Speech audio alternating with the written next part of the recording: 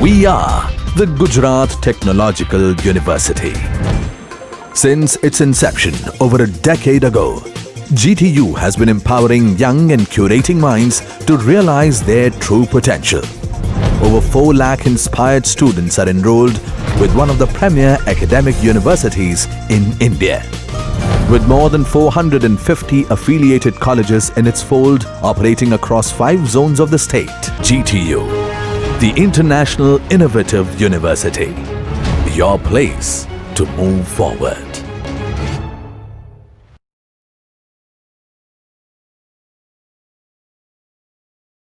All the devices, the common globally accepted universal asynchronous receiver transmitter UART IC is available in the market. The complete block diagram of UART IC is available in the picture. You can have a view of that.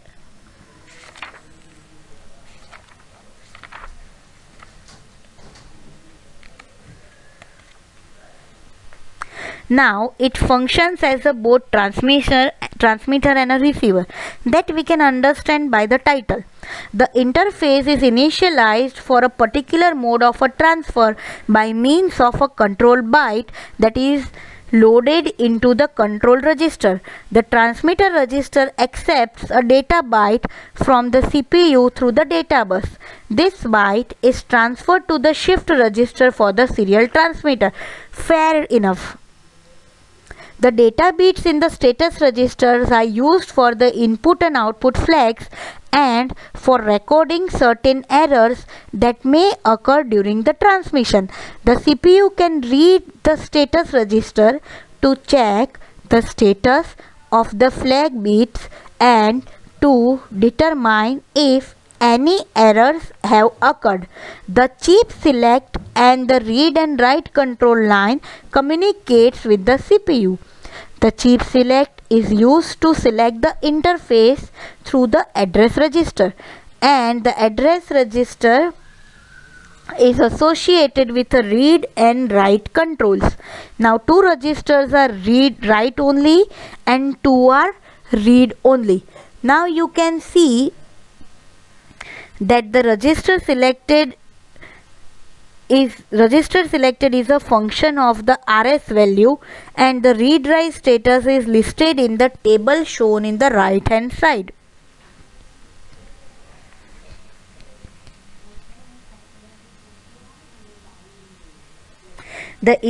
Now over here the initialization is must necessary.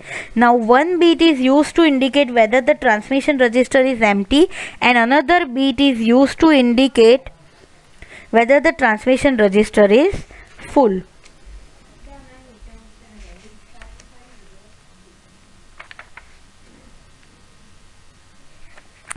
Now what happens at the transmitter end?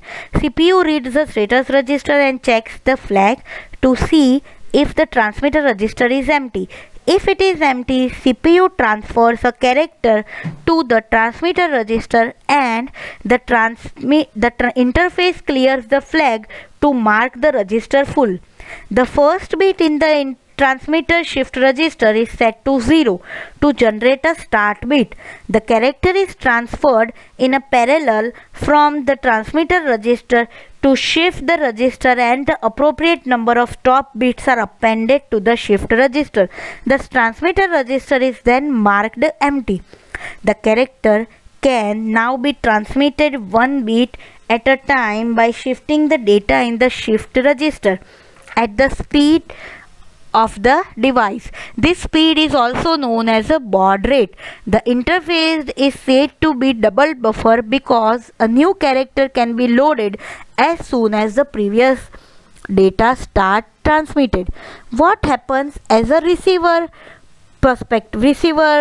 function? If the interface is working as a receiver, then it will receive the data input in a line and once the start bit has encountered, the incoming bit of the character are shifted into the shift register. After receiving the data bits, the interface checks the parity and stops the bit. The character without the start and stop bit is then transferred in the parallel from the shift register to the receiver register. The interface checks for any possible error during the transmission and sets appropriate bits in the status register. These possible errors that interface checks during the transmission are parity error, framing error, overrun error. Parity error occurs if number of ones received are not as per the parity. They can be the odd parity or even parity. The framing error occurs if the start and stop bits are missing, and overrun error occurs if the CPU does not read the character from the receiver register before the next register. So it will overwritten by the next interface. So now what are the different types of data bus are available on the right hand side to transmit the data, that is available or nicely explained in the Morris Mano textbook, page number 400 for the chapter number 11. You can go through the first in first out buffer and you can see that what kind of buffer is most suited. You can have a control buffer design, you can have a multiplexer oriented buffer, you can have a 4x4 FIFO buffer made up of the sequential circuit. So our next thing is, this is the just whatever I have said, so I am not repeating it guys, please read it.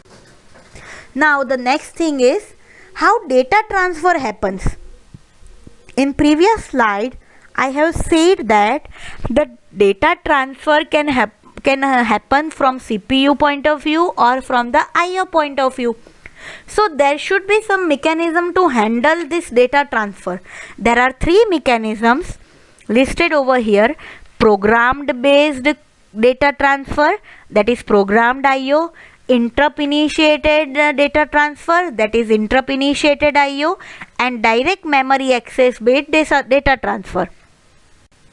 In program based IO, the program the CPU is executing is available with set of instruction which makes the CPU to read the IO devices.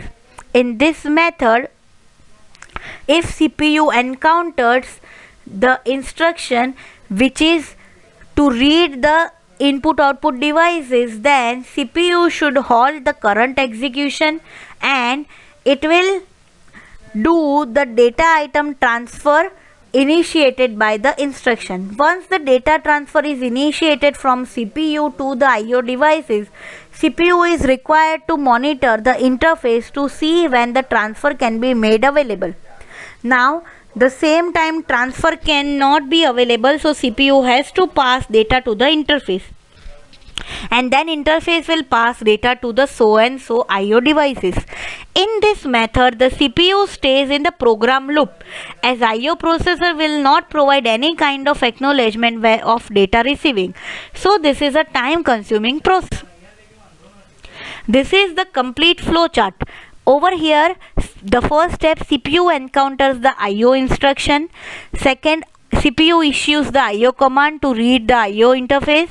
Third, IO interface sets the status register and perform the required action.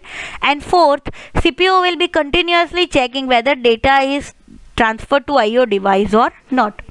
This limitation you can overcome by the interrupt initiated IO. The second method is interrupt initiated IO. In interrupt initiated IO, CPU is in a position to generate a special command that is used to create or generate an interrupt signal. Upon detecting the external signal, CPU will stop the current job and it will branch to the service routine to handle the IO data transfer, and it will again resume the job. So the signal generated over here is known as a interrupt generated data transfer. In interrupt generated data transfer, the interrupt can be the vectored interrupt, or the interrupt can be the priority interrupt, polling interrupt, or it can be the based on daisy chaining priority. I request you guys, please go through the chapter number 11, page number 408 of Morris Mano and read the type of the priority decided between all the devices based on the interrupt. So if let's say there are 3 devices and 2 devices at the same time generates an interrupt. Now CPU has to decide which device should be served first. So that is known as a priority management. So that priority management of interrupt can be done by priority interrupt, polling method, or daisy chaining method. So I am not going in the detail for that. So now this second, let us resume to our second interrupt initiated method, where we are clear that if keyboard wants to communicate with CPU, keyboard will generate the interrupt, and CPU wants to communicate with keyboard, CPU will generate the interrupt. Now there is a third method. In the third method, there is a entity known as a DMA, direct memory access. This direct memory access is not, let me make it clear, it is not as same as your direct mapping technique you have learned in the memory organization. This is a type of the interface. So what is the DMA? Let us go through it. DMA is a transfer of the data under program IO between CPU and peripheral. DMA interface transfers the data from memory to memory based on the signal initiated or the instruction initiated by the CPU.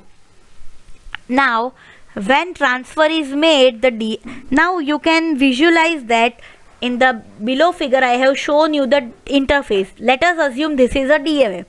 Now CPU wants to read the IO device, can be a memory device, and this interface is used by the CPU to read this IO device. We can say that this interface is nothing but a DMA. Now if DMA wants to read the IO device, DMA requires the address of IO device. DMA may receive the data from or to the CPU or to memory. So DMA requires the bus. Now what do you think? A separate set of bus should be given to DMA or not? No. DMA will not be provided with a separate set of bus. All the data bus, address bus, the control bus connected with a CPU are the same bus DMA interface will going to use. So let us focus on the third point. So when DMA wants to transfer when DMA receives the data, it will request the memory to give the bus. So now when the bus is available to the DMA, DMA will do the transfer and it will again give the buses to the CPU and vice versa. Let us see the terminology. Very first command is bus request. The bus request input used by the DMA controller or the interface is to request the CPU to give the buses, all the buses of the CPU to the DMA. How many buses CPU can give to the DMA? Address bus, data bus, and the control bus. What is the bus grant? Bus grant is a signal given by the DMA that buses are received by the DMA and they are in the high impedance, they are used by the DMA. What is a burst transfer signal? In DMA burst transfer, a block sequence consisting of a number of memory words is transferred in a continuous way from DMA to the memory bus. Now what is a cycle stealing? Cycle stealing allows DMA controller to transfer one word data at a time, after which it may return the bus. This is just a terminology, guys. Don't get confused. Yet we need to see the complete configuration. Let us see the complete block diagram. Now this is a DMA.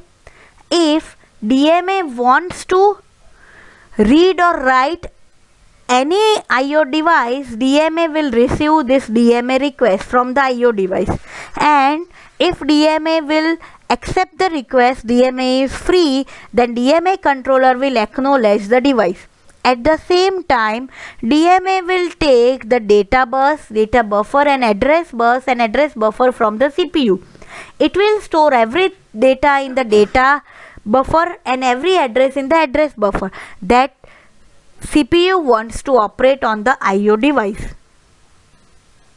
Now, the first thing over here is how to initialize the DMA. So DMA controller is always initialized by the CPU.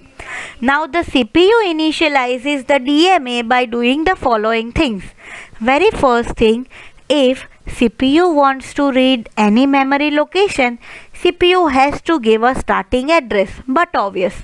So the first parameter is the starting address of the memory location whose data CPU wants to read. The second thing, how much data CPU wants to read. So here comes the concept of word count. So word count should be stored in the DMA register so that DMA can terminate the data communication. The third thing, control to specify the mode of operation. So on which operation CPU wants to deal with a memory. Is CPU want to perform read operation, then CPU will generate the read control signal. If CPU wants to do the write operation, then CPU will generate the write control signal. And above all 3 points, the CPU will generate a control signal to start the DMA transfer. After the successful initialization of this first 4 steps, the DMA will start transfer from memory to DMA and from DMA to CPU. Now let us see the complete diagram. On your right hand side of the slide, you can see there are 4 entities: a CPU, a DMA and a IO device. Now DMA is equally connected with a memory, that is RAM, random access memory, and DMA is equally connected with a IO device. CPU is having some sort of interrupt signal, BG signal, BR signal, and sort of read, write, address and data input. Similarly, DMA is also having read, write, address and data input, as it is going to lease all these lines from the CPU for few amount of time. And the BG and BR signal are again connected. BG and BR signal of CPU are again connected with a BG and BR signal of DMA. Again, DMA is having 2 additional signal, DS and RS. DS means data space and RS means address space or the register space. Now the interrupt is commonly connected between them. Now let us focus on the third entity, RAM. RAM is also having the same sort of read, write, address and data signal as it is having with CPU and DMA. Now focus on the IO device. IO device can be the printer, display, speaker, Alexa skill device, which is having only 2 signal, DMA request and DMA acknowledgement.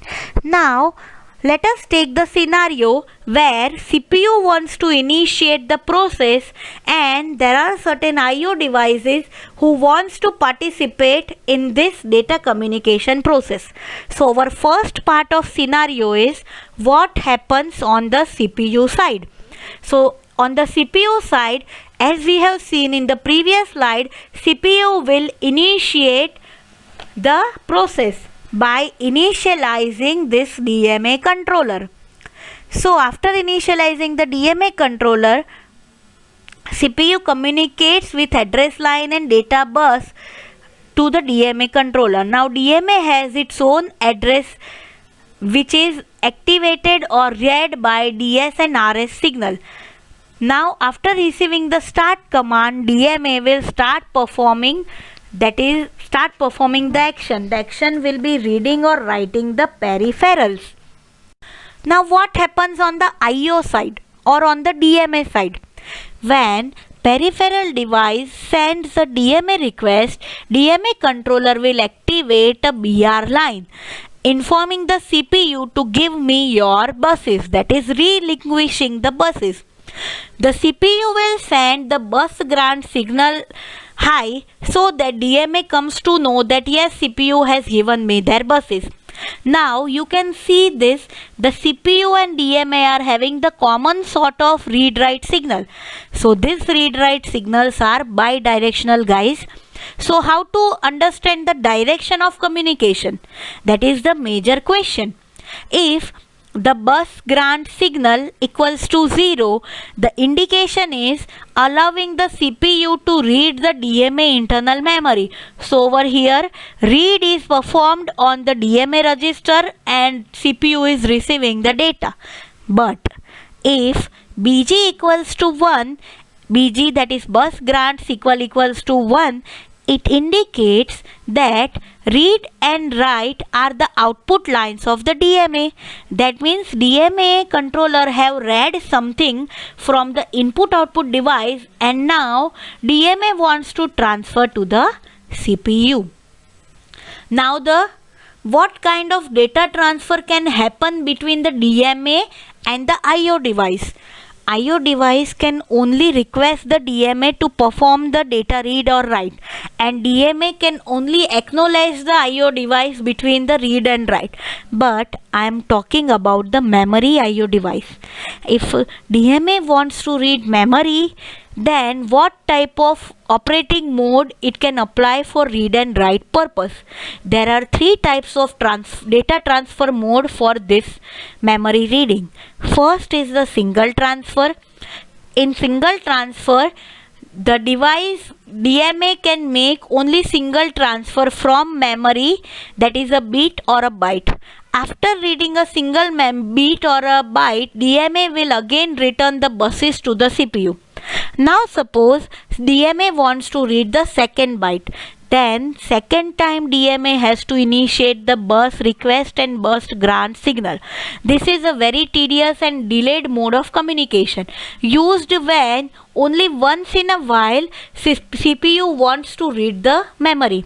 But if CPU wants to read a memory on a frequent basis, then here comes the second mode. The second mode is a block transfer mode. In this mode, DMA can make number of transfer as it is written, as many number of transfer as it is written in the word count register. Guys, we have already seen the word count register significance. So if word count is loaded with a value 5, then after each bit or byte transfer, the value in the word count will be decremented by 1 and the address will be incremented by 1 in the DMA address space. Now, when the word count bit will be exhausted or the DMA will reach to the last address of memory, that is FFFH in our case, or DMA will encounter the end of process command from memory or from CPU, DMA will terminate the communication. Now data is available with whom? Data is available with DMA. Now DMA can pass the data to the CPU. Now the third mode is a demand or burst. It is same as like the previous one, but over here frequent data transfer or the block read write is not available. Only once based on the demand of the CPU, the DMA will read the data and on receiving of the terminate command, DMA will terminate the data transfer, or DMA can have the individual end of the process. I hope the DMA mode, that is a direct access memory mode of the IO interface, is clearer to.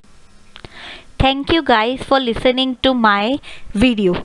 I have made this presentation with the help of the standard literature available in the Gujarat Technology University's Computer Organization and Architecture syllabus dedicated for the second year for fourth semester.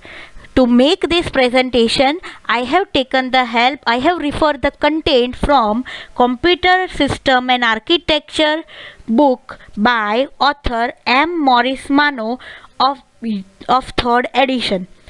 At the same time, I have also used the content of NPTEL offline course by Kamalika madam. At third thing that I have referred is the internet stuff to make this presentation fruitful enough. I hope guys I am clear to you with this topic. You were able to solve your assignment problems, but for any query, any questions, I am always available for you. This is Rachna Oza signing off from this topic. Thank you all of you for your attention.